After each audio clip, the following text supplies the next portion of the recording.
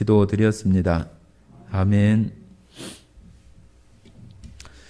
네, 오늘 마태복음 12장 38절부터 45절까지를 같이 읽어보고 지난번에 8절까지 했는데요. 그 이후부터 12절 마지막 부분까지 다 이렇게 마치는 걸로 그렇게 하겠습니다.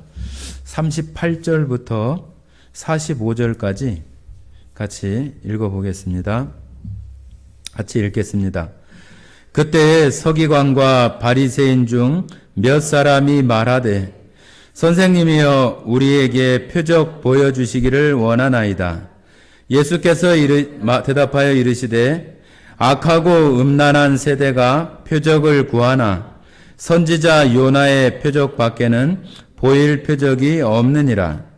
요나가 밤낮 사흘 동안 큰 물고기 뱃속에 있었던 것 같이 인자도 밤낮 사흘 동안 땅속에 있으리라. 심판 때에 니느웨 사람들이 일어나 이 세대의 사람을 정죄하리니 이는 그들이 요나의 전도를 듣고 회개하였음이거니와 요나보다 더 큰 이가 여기 있으며 심판 때에 남방 여왕이 일어나 이 세대의 사람을 정죄하리니 이는 그가 솔로몬의 지혜로운 말을 들으려고 땅 끝에서 왔음이거니와 솔로몬보다 더 큰 이가 여기 있느니라. 더러운 귀신이 사람에게서 나갔을 때에 물 없는 곳으로 다니며 쉬기를 구하되 쉴 곳을 얻지 못하고 이에 이르되 내가 나온 내 집으로 돌아가리라 하고 와 보니 그 집이 비고 청소되고 수리되었거늘 이에 가서 저보다 더 악한 귀신 7을 데리고 들어가서 거하니 그 사람의 나중 형편이 전보다 더욱 심하게 되느니라. 이 악한 세대가 또한 이렇게 되리라. 네, 지난 시간에 12장 1절부터 8절까지 말씀을 나누면서 안식일의 근본, 본질이 어떤 것인지를 예수님께서 이렇게 설명하시는 그런 내용들 중에서 저희가 말씀을 나누었습니다. 안식일을 위하여 사람이 있는 것이 아니라 사람을 위하여 안식일이 있는 것이라고 하는 것을 9절 이후에 다시 안식일에 대한 말씀들을 더 이렇게 하시면서 그런 내용을 말씀하시는 것을 볼 수 있습니다. 제가 9절부터 읽으면서 다시 나누도록 하겠습니다. 9절입니다. 거기에서 떠나 그들의 회당에 들어가시니 한쪽 손 마른 사람이 있는지라. 사람들이 예수를 고발하라 하여 물어 이르되 안식일에 병 고치는 것이 옳으니까. 자, 여기 그들의 회당, 그러니까 유대인들이 정말로 그 모든 생활의 중심이라고 할 수 있는 그 회당, 이것이 바벨론이나 페르시아 포로기에 이렇게 생겼다고 하는 것이 정설로 이렇게 말씀들을 하게 되는데, 그 회당이라고 하는 것은 유대인들 10사람 또 10가정이 모이면은 회당을 세우고 그 안에서 그들이 모든 생활의 그 중심을 이루고 거기서 말씀을 배우고 또 하나님께 예배하는 그러한 일들을 배우고 가르치는 그 중심의 역할을 하는 것이 바로 이 회당입니다. 그래서 여기 유대인의 그 회당에 들어가셨는데 그 중에 여기 한쪽 손 마른 사람이 이렇게 있다고 합니다. 손이 뭐 물기가 없이 마른 것이 아니라 뭐 근육이 이렇게 굳어져서 펴지지 않거나 그런 그 병을 말하는 거죠. 그래서 그런 사람이 있어서 사람들이 예수를 고발하려고, 예수를 곤란하게 하려고 이런 질문을 하는 거예요. 안식일에는 아무 일도 하지 않는데 사람이 이렇게 병들어 있는데 이 병을 고칠까? 이 사람을 예수를 이렇게 시험을 해서 안식일에 이렇게 안식일을 범하거나 그러는지 어쩌는지 한번 봐야겠다. 그러는 마음으로 그 회당 안에 들어온 그 예수님에게 이렇게 말을 하는 거예요. 안식일에 병을 고치는 것이 옳습니까? 하고 이렇게 물어보는 거죠. 그 마음 가운데 정말로 그게 궁금해서 물어보는 게 아니라 꼬투리를 잡으려고 이렇게 하는 거예요. 그러니까 예수님께서 11절에 예수께서 이르시되 너희 중에 어떤 사람이 양 한 마리가 있어 안식일에 구덩이에 빠졌으면 끌어내지 않겠느냐? 사람이 양보다 얼마나 더 귀하냐? 그러므로 안식일에 선을 행하는 것이 옳으니라 하시고. 자, 여기 보시면은 그 예수님께서 예를 한 가지 이렇게 드는데 이 예는 그냥 예가 아니라 그 민수기 20장에 보면은 이런 내용들이 나와요. 나와서 구덩이에 빠진 그 나귀와 양을 건져내는 그러한 이야기들이 있는데 예수님께서 그런 그 구약에 있었던 그런 내용들을 이렇게 말씀하면서 양이 구덩이에 빠졌는데 안식일이라고 해서 그거 그냥 구덩이에 빠져 있는 것을 갖다가 그래 오늘 안식일이니까 내일 와서 꺼내줄게 그렇게 하겠느냐는 얘기죠. 그 양이나 어떤 짐승은 그 사람들의 어떤 생활에 어떤 그 경제적인 활동을 하는 것에 중요한 것인데 지금 양이 죽게 생겼는데 그냥 오늘 안식일이니까 너 그냥 그대로 있어 내일 와서 내가 꺼내줄게 그러는 사람이 있겠냐는 얘기죠. 그러면서 하물며 양도 그렇게 그 생명이 중요하기 때문에 건져내는데 사람이 병들었거나 생명에 위급하고 그런다면은 건져내는 것이 마땅하지 않겠느냐. 사람이 그 양보다 더 귀하지 않냐고 이렇게 예수님이 말씀을 하시면서 13절입니다. 이에 그 사람에게 이르시되 손을 내밀라 하시니 그가 내밀매 다른 손과 같이 회복되어 성하더라. 자, 예수님께서 그 병을 손이 마른 이렇게 근육이 경련이 된다거나 그래서 굽어 있는 그러한 것을 예수님께서 즉시 고쳐주시는 그러한 일들을 이렇게 나타내서 금방 나아진 거죠. 그러니까 이 바리새인들이 그 안식일에 자기들 생각에는 하지 못할 일을 했다고 생각을 해서 14절에 바리새인들이 나가서 어떻게 하여 예수를 죽일까 의논하거늘. 안식일을 꼬투리 잡아가지고 이 예수를 어떻게 하면 죽일까? 어떻게 하면은 잘 죽일까? 그런 것을 자기들끼리 이렇게 의논을 했다고 하는 거예요. 정말로 그 율법의 그 안식일에 대한 그 어떤 것이 정말로 중요하고 안식일이 왜 필요하고 무엇이 정말로 중요한 것인지를 알지 못하고 그 율법에 매몰되어 가지고 율법 지키는 것에 온 모든 것을 이렇게 걸고 있는 그때 당시에 종교 지도자들이나 그런 사람들이 정말로 자기들의 것들을 이렇게 침범하는 그런 것들을 보면서 예수님을 죽이려고까지 하는 거죠. 그냥 자기들이 정해놓은 어떤 그 종교심에 빠져서 그것들이 행해지지 않으면은 다 정죄하고 죄인이라고 규정하고 그를 판단하는 그런 그 종교적인 그러한 습성에 젖어 있어서 자기들의 그러한 종교심을 지키기 위해서 정말로 율법의 근본적인 것을 말씀하시는 예수님을 오히려 죽이려고 하는 그러한 마음을 갖게 되는 정말로 그 악한 그러한 마음을 가지고 있는 것들을 우리가 볼 수 있겠습니다. 15절입니다. 예수께서 아시고 예수께서 다 아시죠. 예수님은 우리 사람들의 마음을 다 아신다고 하는 표현을 성경 가운데 많이 이야기합니다. 바리새인들이 어떤 것에 대해서 정말로 꼬투리를 잡으려고 하는 그 마음에 올바르지 않은 마음을 가지고 나오는 것들을 예수님이 다 아시는 거죠. 아, 네가 지금 그렇게 말하는 것은 그것이 궁금해서가 아니라 나를 지금 구덩이에 빠뜨리려고 하는 거라고 하는 그런 삐뚤어진 마음을 알고 있다고 하는 거죠. 예수께서 아시고 거기를 떠나시니 많은 사람이 따르는지라.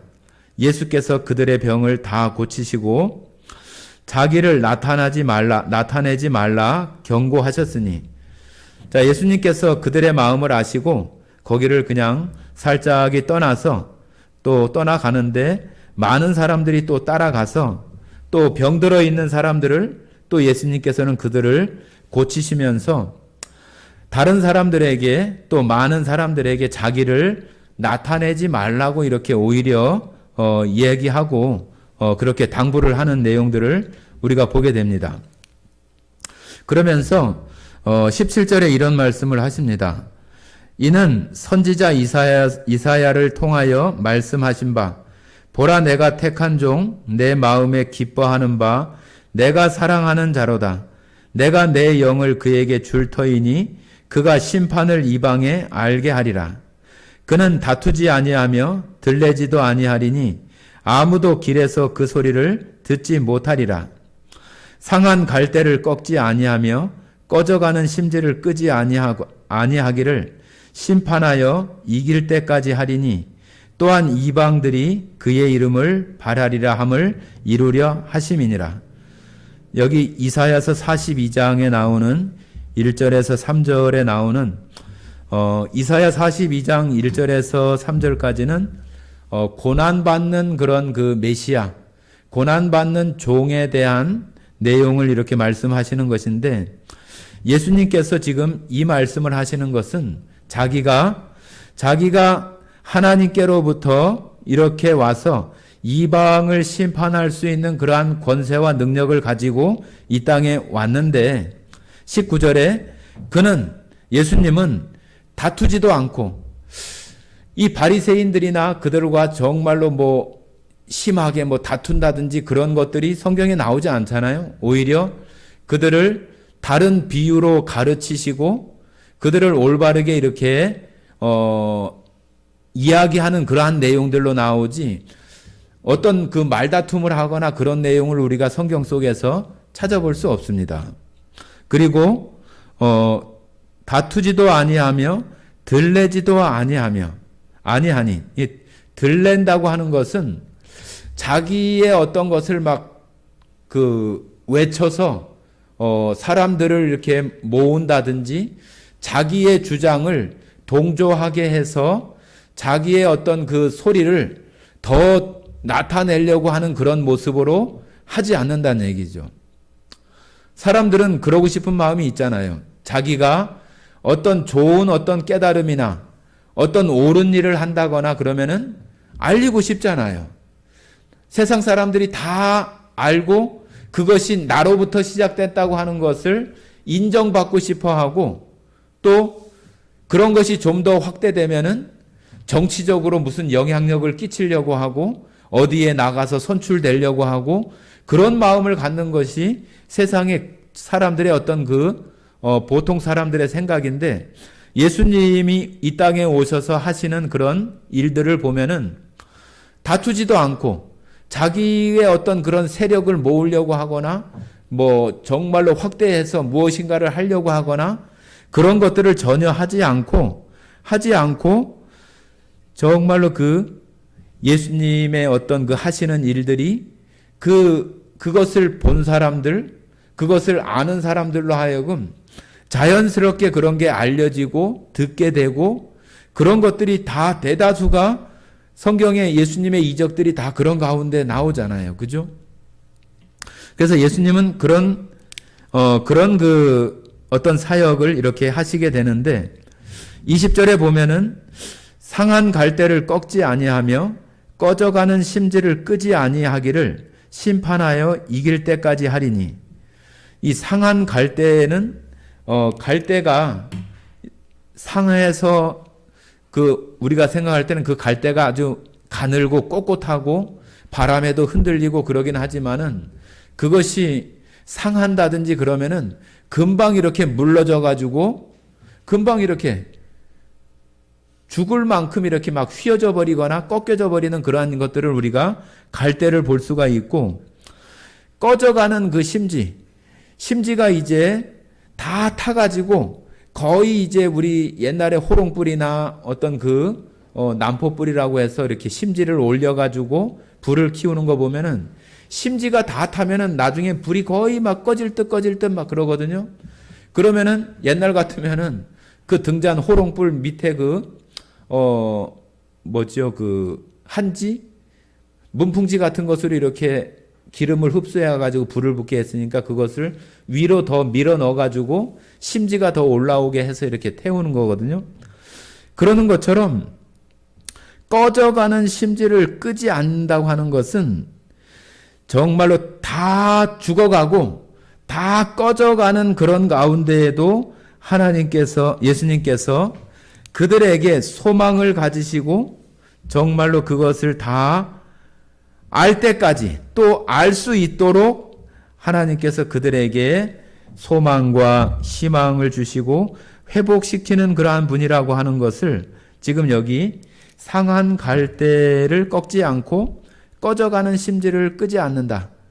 정말로 불이 꺼져가고 그 갈대가 다 상해서 이제는 꺾여져 가지고 죽을 것 같은 그러한 가운데에도 예수님께서는 그들에게도 정말로 그 구원의 복음의 그 소망을, 그 희망을 끝까지 예수님께서는 놓지 않고 그들에게 하신다고 하는 표현들을 이사야 42장의 내용을 이렇게 인용하셔서 이렇게 하시는 것입니다. 21절 또한 이방들이 그의 이름을 바라리라.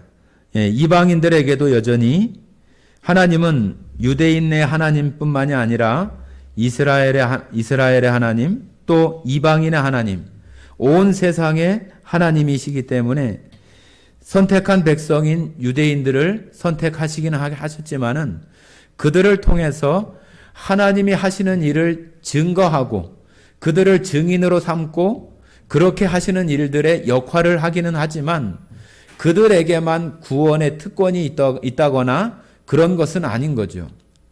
이 세상 모든 사람들이 다 하나님의 형상을 따라 지음받은 똑같은 그러한 사람들이기 때문에 이방인, 유대인 구분하지 않고 이방인들에게도 하나님 예수님의 이름이 정말로 바라고 또 전해지는 그러한 일들을 이루려 하시는 것이다. 이렇게 예수님께서 하시는 그러한 모습, 바리새인들이나 그때 당시의 종교 지도자들이 예수님을 대하는 그러한 태도와 세상의 어떤 보편적인 모습과는 다르게 예수님은 정말로 자신이 이 땅에 오신 그리스도로서의 그 일들을 정말로 조용히 그 일들을 이루어 가시는 모습을 이렇게 이사야서를 인용하셔서 이처럼 말씀하시는 것입니다.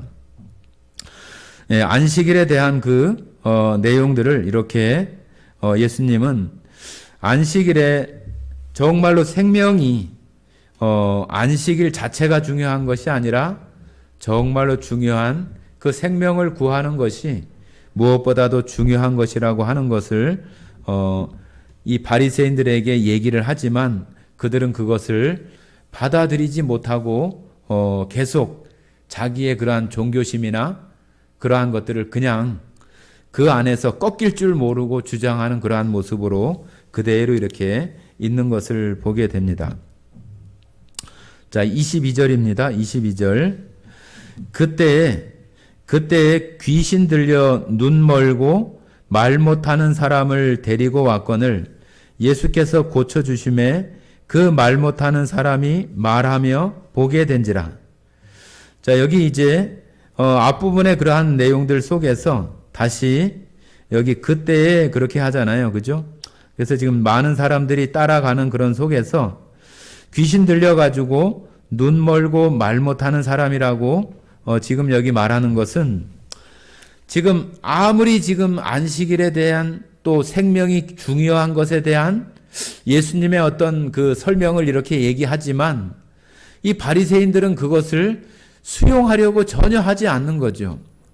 그런 것들을 지금 예수님께서는 여기 귀신 들려 말 못하는 사람 또 눈 멀고 말 못하는 사람을 마치 이때 당시에 그런 그 바리새인들이나 종교 지도자들이나 그런 그 사람들의 영적인 신앙적인 그러한 상태가 눈 멀고 말 못하는 그런 사람과 같은 그런 모습을 지금 그런 어떤 환자, 그런 사람을 빗대어서 지금 얘기하고 싶으셔서 지금 이 사람을 지금 택해서 이렇게 이야기를 하는 거라고 우리가 말할 수 있겠습니다.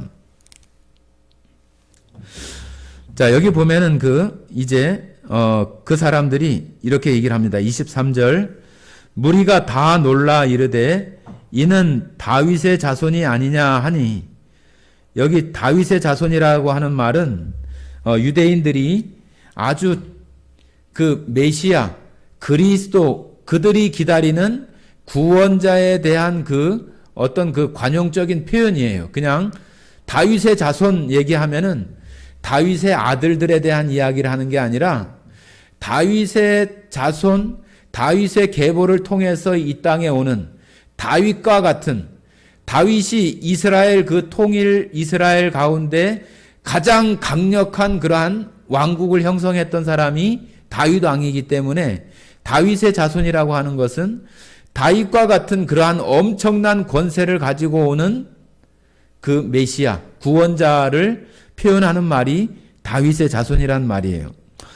그러니까 그 사람들이 와서 이렇게 눈 멀고 말 못하는 사람을 고쳐주니까 이 사람이 다윗의 자손이 아니냐 하면서 그 다윗의 자손 같기도 하고 이런 일들을 행하는 것을 보니까 다윗의 자손이 맞는데 하면서 그 마음에 어떤 확신이나 그러한 것은 좀 적지만 그렇게 예수님에 대해서 말하면서 그 말들을 지금 이렇게 표현하고 있는 거예요. 그러니까 그 옆에 있었던 그 바리새인들이 이렇게 얘기를 하는 거예요. 24절입니다. 바리새인들은 듣고 이르되 이가 귀신의 왕 바알세불을 힘입지 않고는 귀신을 쫓아내지 못하느니라 하거늘. 예, 여기 바리새인들이 예수님이 지금 눈 멀고 말 못하는 사람을 고치는 이것을 지금 눈앞에서 그런 일들이 일어나는 것을 직접 본 거잖아요. 그죠? 봤기 때문에 그것이 아니라고 부정할 수는 없고, 그러니까 예수님을 아주 폄하해가지고 에이, 저 사람이 지금 하는 것은 귀신의 왕 바알세불을 힘입어서 귀신을 쫓아내는 거야.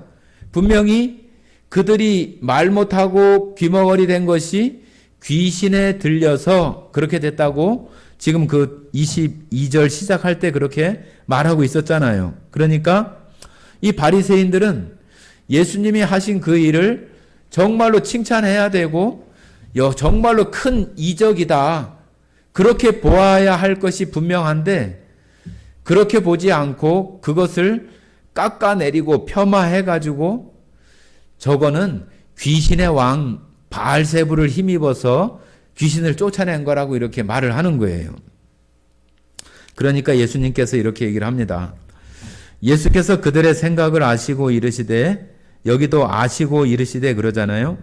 예수님이 벌써 그들의 마음을 다 훤히 들여다보시고 아시는 거죠. 이르시되 스스로 분쟁하는 나라마다 황폐하여질 것이요 스스로 분쟁하는 동네나 집마다 서지 못하리라. 자, 지금 그 바리새인들이 무엇인가 지금 말을 잘 못한 거예요. 여기 지금 예수님께서 말하는 것은 분쟁하는 나라 그 안에서 어떤 분란이 일어나고 내분이 일어나면은 그 나라가 설 수 없잖아요. 그죠? 동네도 마찬가지고 집도 마찬가지죠. 그 마음이 화합이 되고 하나가 되어져야 나라가 세워지고 가정이 세워지고 사람이 세워지고 동네가 세워지는 것이지, 서로 싸우고 다투면은 올바르게 설 수가 없는 거잖아요. 그러니까 예수님께서 그 말씀을 하시면서 만일 26절 사탄이 사탄을 쫓아내면 스스로 분쟁하는 것이니 그러고야 어떻게 그의 나라가 서겠느냐.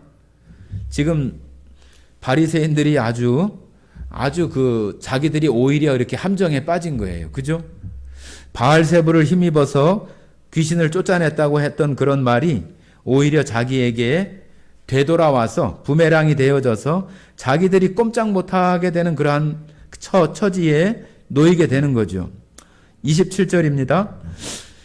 또 내가 바알세불을 힘입어 귀신을 쫓아내면 너희의 아들들은 누구를 힘입어 쫓아내느냐? 그러므로 그들이 너희의 재판관이 되리라. 자, 여기 보면은 조금 이해하기 어려운 말씀이 있는데, 바알세불을 힘입어 귀신을 쫓아내면 너희의 아들들은 누구를 힘입어 쫓아내느냐? 그러잖아요. 여기 너희의 아들들은 이 바리새인들의 어떤 혈육적인 그러한 아들들이라고 하기보다는 바리새인들이나 그 종교 지도자들 그 안에서 그 계보나 그 안에 있는 사람들이에요. 그 안에 있는 사람들. 우리가 마태복음 7장에 보면은 그때 그 사람들이 예수께 와가지고 내가 예수의 이름으로 주 하나님의 이름으로 귀신을 쫓아내고, 그죠?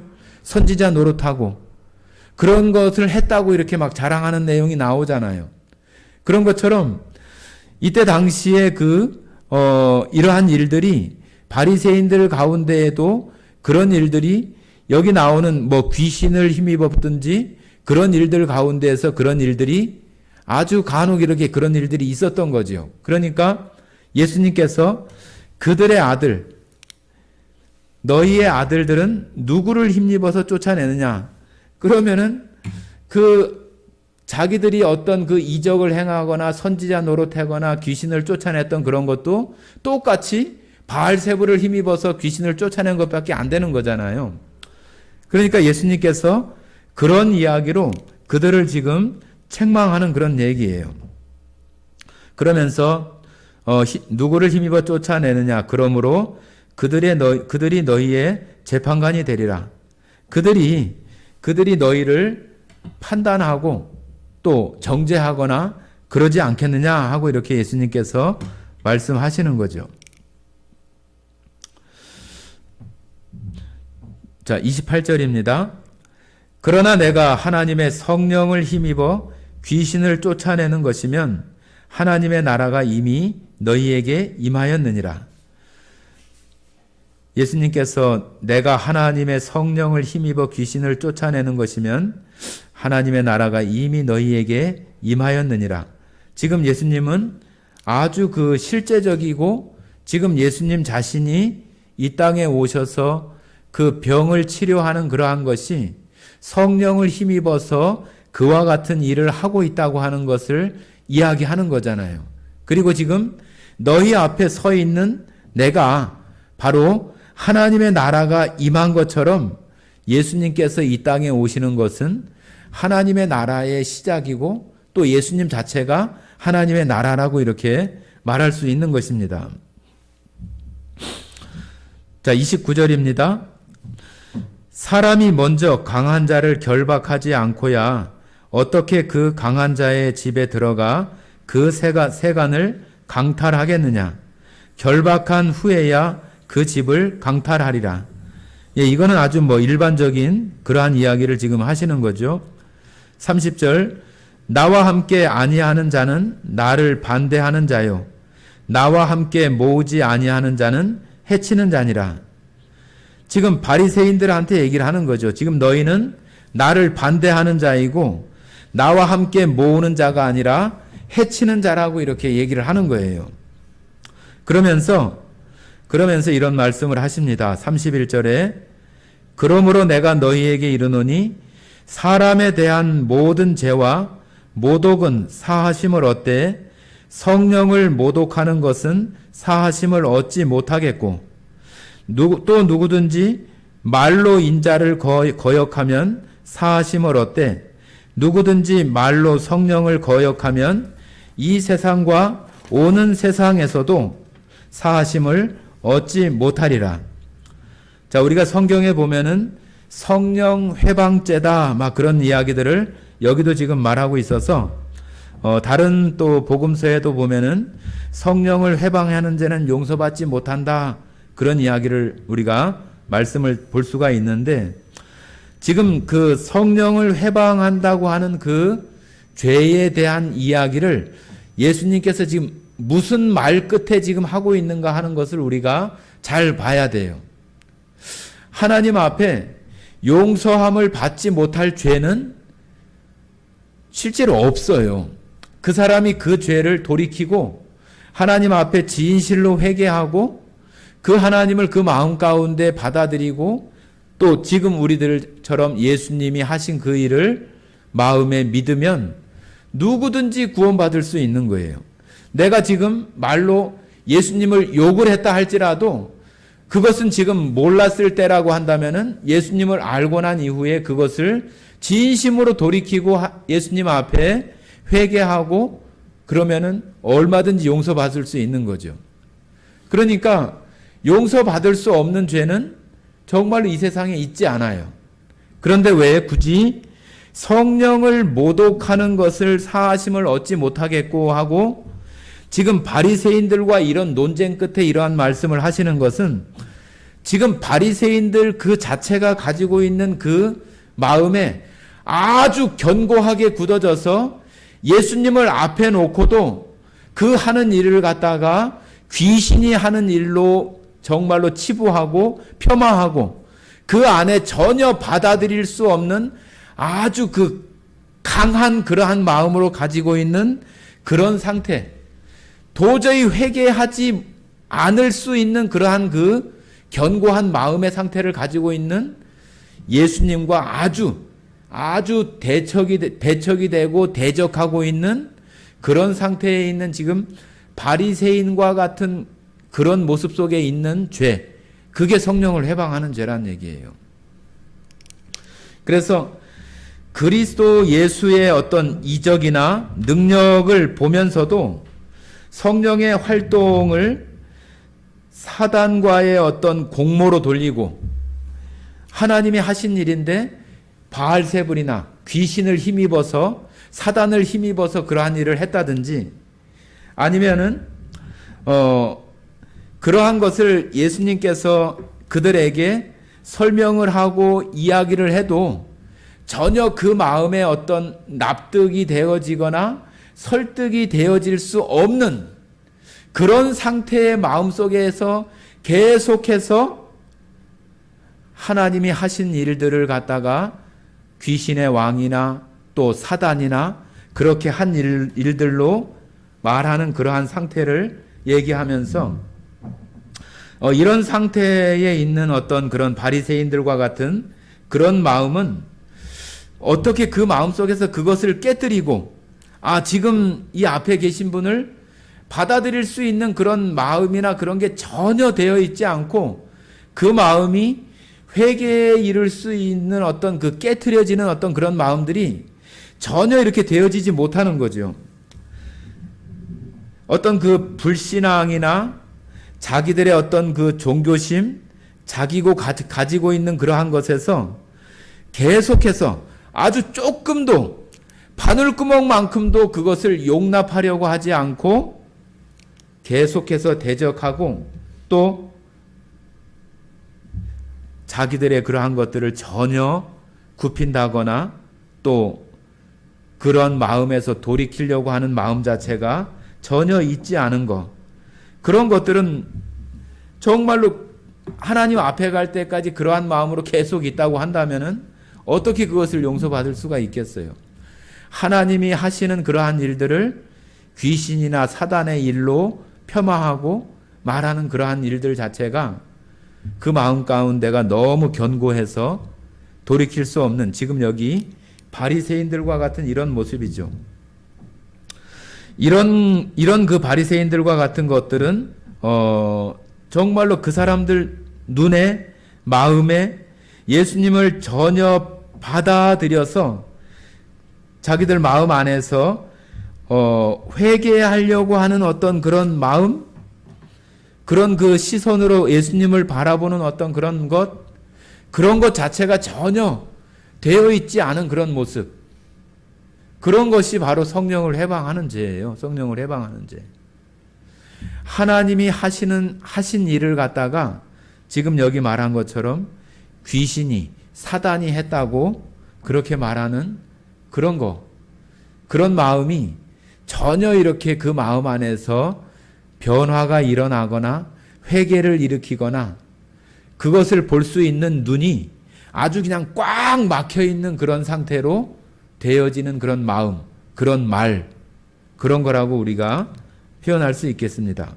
지금 여기 나오는 그런 바알세불이나 바리새인들과의 그러한 그 내용들 속에서 지금 이런 말씀을 하고 있는 것은 지금 바리새인들이 가지고 있는 그러한 태도, 그들이 지금 취하고 있는 그런 입장이 바로 성령을 회방하는 그러한 죄를 하고 있다고 하는 거죠. 33절입니다. 나무도 좋고 열매도 좋다 하든지 나무도 좋지 않고 열매도 좋지 않다 하든지 하라. 그 열매로 나무를 아느니라. 자, 우리는 뭐 좋은 나무가 좋은 열매를 맺고 못된 나무가 못된 열매를 맺는다고 하는 그런 말씀들을 우리가 기억하는데 여기도 같은 그런 의미의 말씀입니다. 지금 바리새인들 그 자체는 좋지 않은 나무, 좋지 않은 열매를 맺고 있는 그러한 모습을 지금 나타내고 있는 거잖아요. 열매를 보면은 나무를 알 수 있는 거죠. 그죠? 지금 이제 계절이 이제 봄이 되어지고 또 여러 가지 이제 꽃들이 피기는 하는데 잘 모를 수 있어요. 그죠? 뭐, 이 꽃도 비슷하고 저 꽃도 비슷하고 그것을 매일 이렇게 잘 보시고 아는 사람들은 금방 알지만은 뭐 매실이나 뭐나 이렇게 좀 보면은 비슷비슷해요. 그래서 열매가 나와야 비로소 이게 이 나무구나 하고 알 수 있는 것들이 꽤 있습니다. 그렇기 때문에 열매로 그 나무를 이렇게 알 수 있다고 말하는 것처럼 그 사람이 지금 생활하고 행동하고 말하는 그러한 것을 보면은 그 사람 안에 뭐가 들어있는지 우리가 알 수 있는 거나 똑같다는 얘기죠. 그러니까 이 얘기도 누굴 얘기를 하는 거예요? 지금 바리새인을 지금 앞에 두고 얘기하고 있는 거잖아요. 바리새인들 그 마음속에 그 못된 나무가 못된 열매를 지금 맺고 있는 그러한 현상들을 얘기하고 있는 거잖아요. 34절입니다. 독사의 자식들아 너희는 악하니 어떻게 선한 말을 할 수 있느냐. 이는 마음에 가득한 것을 입으로 말함이니라. 세례 요한도 세례 받으러 오는 자리에 바리새인들과 서기관들이 오는 것을 보고 독사의 새끼들아 막 그렇게 얘기를 하잖아요. 그러면서 그들이 여기 독사의 새끼들아, 독사의 자식들아 그렇게 얘기를 하는 것은 정말로 그들이 악하니 어떻게 선한 말을 내겠느냐. 나무가 나쁜데 어떻게 좋은 열매를 맺겠느냐. 앞에서 말하는 성령을 회방하고 있는 그들의 죄가 어떻게 사하심을 받겠느냐. 그런 말하고도 또 같이 하는 내용들이에요. 35절입니다. 선한 사람은 그 쌓은 선에서 선한 것을 내고 악한 사람은 그 쌓은 악에서 악한 것을 내느니라. 내가 너희에게 이르노니 사람이 무슨 무익한 말을 하든지 심판날에 이에 대하여 신문을 받으리니 네 말로 의롭다함을 받고 네 말로 정죄함을 받으리라. 자, 우리도 마찬가지죠. 이 바리새인들이 하는 이 말에 대해서 예수님 말씀하시지만은 우리들도 평상시에 우리가 생각하고 마음속에 있는 것들이 말하고 행동하고 그럴 때 나오는 거예요. 그래서 우리도 정말로 우리가 이런 것들을 정말로 우리 신앙 가운데 적용을 해본다면은 우리가 말도 조심해야 되고 우리의 어떤 태도나 행동들도 조심해야 되는 거죠.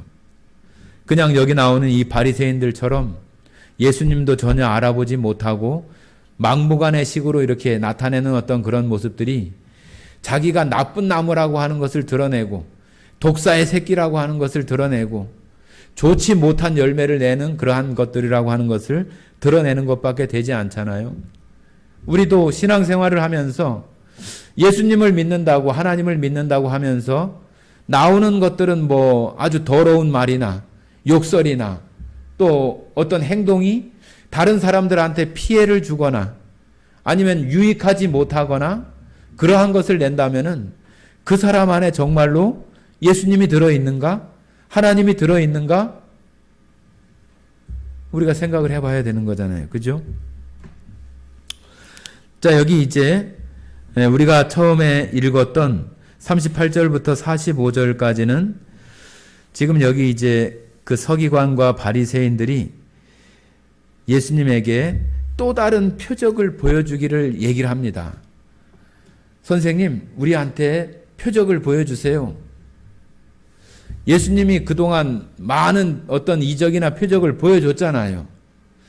병든 사람이 고쳐지고 즉시 나음을 입고 회복되는 것들을 많이 봤는데도 불구하고 자기가 원하는, 자기들이 바라는 어떤 이적이나 표적을 보지 못하기 때문에 나는 너 예수를 믿지 못하겠어. 나는 네가 그리스도라고 인정하지 못하겠어. 그러면서 자기들이 원하는 어떤 표적을 보기를 원하는 거죠. 이 세상에 살아가는 사람들도 그렇기도 해요. 저도 하나님을 믿기 전에는 누가 예수님 믿으라고 하면은 하나님 보여줘라. 그럼 내가 하나님을 믿을게. 그런 이야기를 제가 이렇게 막 하기도 했었어요. 그런 것처럼 이 유대인들이 생각하는 그 그리스도에 대한 그 그리스도가 이 땅에 오면은 어떤 일을 할 것이라고 하는 것을 알고 있어요. 그래서 그들은 그런 표적을 보기를 원해요. 어떤 큰 어떤 능력과 힘을 가지고 자기들을 그러한 억압에서 건져내고 정말로 어떤 그 능력, 그런 능력의 표적을 보기를 원하는 거죠. 그런데 예수님은 그들에게 요나의 표적밖에 보여줄 것이 없다. 그러면서 요나가 큰 물고기 속에 사흘 밤낮을 있던 것처럼 인자도 그렇게 할 것이라고 하는 예수님이 그 죽으심에 대한 이야기를 하면서 요나보다 더 큰 이가 여기 있다고 얘기를 하고, 또 니느웨 사람들이 요나의 전도를 받고 그들이 다 회개했는데 지금 니들은 지금 안 하고 있다는 얘기죠. 그들이 와서 너희를 책망할 것이라고 이렇게 하는 표현으로 얘기하면서 그 요나보다 더 큰 이가 여기 있다. 예수님 자신이라는 얘기를 하는 거잖아요. 더 크다는 얘기는 그냥 뭐 키가 크다는 얘기가 아니잖아요. 성경이 요나가 보여주고자 하는 그 본질이신 예수님, 그 구원자이신 그분이 바로 나다. 그가 여기 서 있다. 그 이야기를 하는 거잖아요. 그죠? 그러면서 요나는 그 니느웨라고 하는 그 작은 나라, 그 당시에 작지는 않죠. 아수르의 수도였으니까 그 나라의 백성들이 회개했지만 예수님을 통해서는 어떻게 해요? 온 세상이 그 하나님 앞에, 예수님 앞에 회개하고 돌아오는 그러한 일들을 이루시는 분이 예수님이잖아요. 그러니까 요나는 예수님이 하시는 일들을 보여주는 그러한 사람으로서의 어떤 표적, 물고기 뱃속에 있었던 그러한 것들을 예수님이 십자가에 돌아가시고 죽으시고 또 그 후에 부활하시는 그러한 일들을 통해서 온 세상에 회개하고 예수님께 돌아오는 큰 일을 미치게 하시는 분이 예수님 자신이잖아요. 그죠? 그렇기 때문에 그 요나보다 더 큰 이가 여기 있다고 이렇게 말하는 거예요. 그리고 그 후에 말하는 것이 누구예요? 열왕기상 10장에 보면은 이 스바 여왕이라고도 하고 시바 여왕이라고도 이렇게 얘기를 해서 남방 아프리카 대륙의 그 중하부에 있는 그런 나라에서 그 솔로몬의 지혜와 명성을 듣고 어떻게 부하게, 어떻게 강대하게, 어떻게 재판을 그렇게 아주 현명하게 잘하는가 하는 것들을 배우려고 그 스바 여왕이 솔로몬을 찾아와요. 그런데 여기 표현해 보면은 그 스바 여왕이 너희를 판단하고 재판하고 그런 얘기를 하잖아요.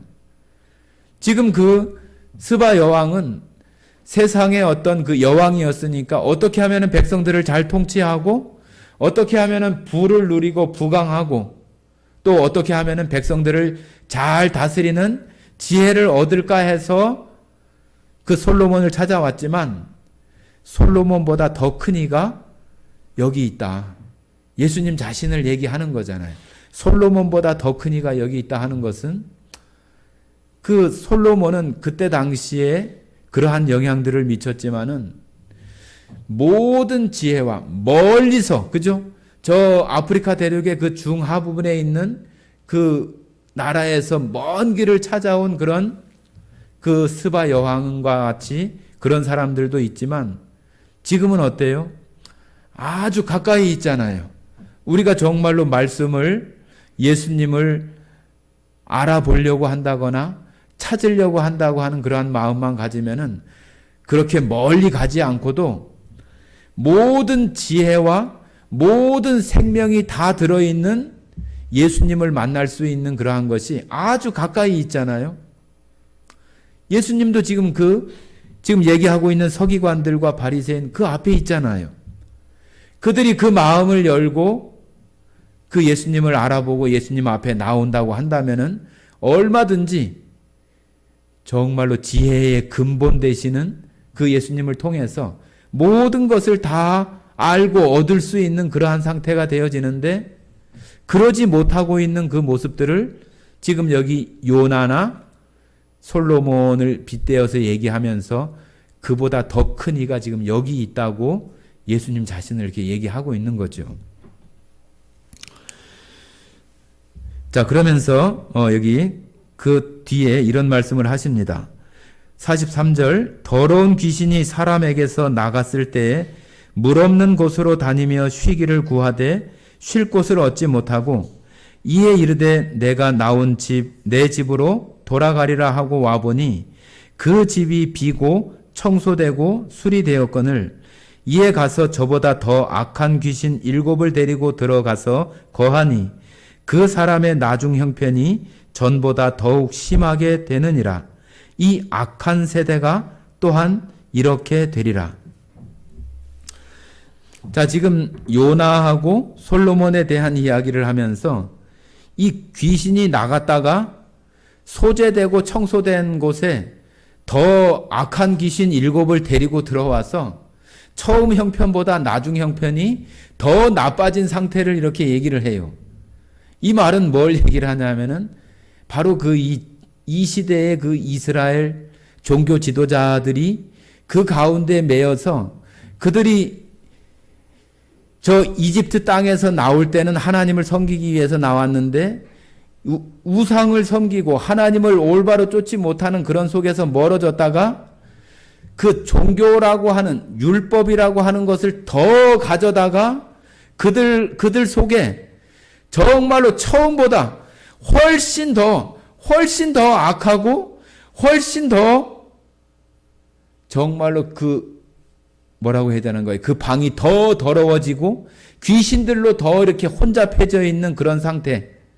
이스라엘의 상태를 얘기하는 거예요. 이스라엘의 모습을. 우리도 이 세상 가운데에서 어찌 보면 어떤 종교 비슷하게 이렇게 하는 어떤 도라든지 명상이라든지 그런 걸 통해서 자기의 어떤 마음이나 생각을 비우고 어떤 평안이나 평온한 상태를 이렇게 하는 것들을 이렇게 많이 해요. 저기 모악산 올라가다 보면 그런 거 하는 데가 있어요. 그런 것들이 처음에는 그러한 것들이 비우는 것이 맞는 것 같지만은 그게 잘못되어지면은 여기 있는 것처럼 더 이상한, 더 악한 그러한 것이 그 사람 안에 지배할 수가 있어요. 그러니까 이 비운다고 하는 것은 굉장히 위험한 거예요. 우리는 비워지는 게 아니라 채워지는 거예요. 채워지는 거.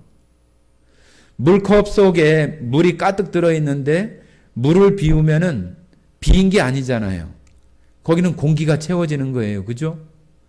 우리 안에는 비어지는 게 아니에요. 다른 것으로 채워지는 거예요. 채워지는 거. 그렇기 때문에 지금 여기 말하고 있는 이 부분도 바로 지금 이스라엘의 그런 상태를 지금 얘기하는 거나 똑같아요. 지금 예수님께서 괜히 이런 얘기를 하시지 않겠잖아요. 그 맥락에 맞지 않게 엉뚱한 얘기를 하지 않는 거죠. 지금 니들이 지금 종교심이 강하고 그렇다고 율법을 지키니 어쩌니 하는데 니들이 이런 모습이야. 악한 귀신 7이라고 하는 것은 그 완전한 수인데 정말로 너희가 아주 완벽하게 귀신의 그러한 처소가 되어져서 그렇게 있다고 하는 모습을 영적인 그러한 이스라엘 상태를 얘기하는 거예요. 그죠? 여기 39절에 보면은 예수께서 대답하여 이르시되 악하고 음란한 세대가 표적을 구한다고 그랬잖아요. 고린도전서 1장에도 보면은 유대인은 표적을 구하고 헬라인은 지혜를 구하나 유대인들은 이런 표적 보는 것을 아주 원하는 그런 사람들이에요. 여기 악하다고 하는 게 뭐예요? 악하다.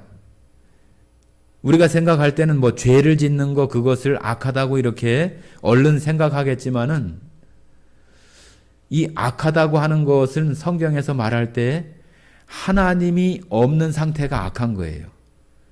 하나님이 부재한 상태, 하나님을 멀리 떠난 거, 하나님과 단절된 거, 하나님과 멀어진 거, 그것이 악이에요. 악.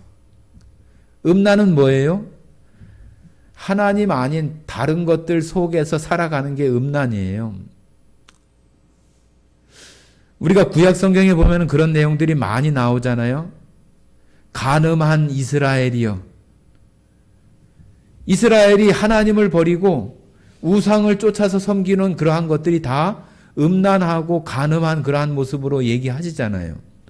그러니까 악하고 음란한 세대라고 하는 것은 여기도 똑같이 그 이스라엘 백성들 지금 하나님을 예수님을 알아보지 못하고 하나님을 올바르게 경외함으로 섬기지 못하고 있는 이스라엘의 그 영적인 상태가 악하고 음란한 상태라는 얘기예요. 그래서 지금 그러한 모습들 속에 지금 이스라엘이 정말로 이런 더러운 어떤 귀신의 처소가 되어진 것처럼 그런 모습 가운데 있는 그러한 모습을 예수님이 말씀하시는 것입니다. 그러면서 이제 예수께서 46절입니다. 예수께서 무리에게 말씀하실 때 그의 어머니와 동생들이 예수께 말하려고 밖에 섰더니, 자, 이런 일이 있을 때 예수님의 동생과 어머니도 바깥에 와 있었어요. 와 있었는데 사람들이 많아서인지 그 안에 들어오지 않았어요. 그러니까 어떤 사람이 이렇게 얘기를 합니다. 47절, 한 사람이 예수께 여짜오되 보소서 당신의 어머니와 동생들이 당신께 말하려고 밖에 서 있나이다 하니, 예수님이 지금 여기 마태복음 여기 이렇게 이어지는 이런 순간에는 동생들도 예수님에 대해서 구원자로 그렇게 믿지 않았어요. 그죠? 그 형제들도 예수님을 믿지 않았다고 이렇게 요한복음 7장에 이렇게 나오는데, 예수님을 가까이 이렇게 한 가정 안에 있으면서도 잘 알지 못하는 거죠. 그러니까 지금 예수님께 그렇게 얘기했을 때 예수님이 이렇게 얘기를 합니다. 48절에 말하던 사람에게 대답하여 이르시되 누가 내 어머니이며 내 동생들이냐 하시고, 자, 이런 이야기를 하면은 아주 그 기독교를 비난하기 좋아하는 사람들은 거봐, 이 교회가 부모도 모르고 형제도 모르고 그런다고 이렇게 막 손가락질하고 아주 그냥 머리에 핏대를 높이고 막 얘기를 하는 거예요. 이게 정말로 그 숨은 뜻은 전혀 그런 것이 아닌데 그렇게 이렇게 얘기를 하는 거죠. 그러면서 예수님이 이렇게 얘기를 합니다. 손을 내밀어 제자들을 가리켜 이르시되 나의 어머니와 나의 동생들을 보라.